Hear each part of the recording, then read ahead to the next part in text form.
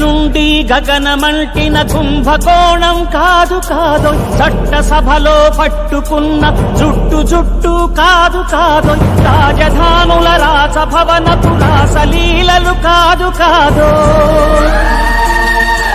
అమలపై ఆమ్లాన్ని చల్లే అరాచకమే కాదు కాదు, పరిధి దాటిన గాలి వార్తల ప్రసారాలు కాదు కాదో, సందు దొరికితే మంది చేసే సమ్మె కాదోయ్ బంధు కాదోయ్, ప్రాణధనమానాలు తీసే పగల సెగల పొగలు కాదో.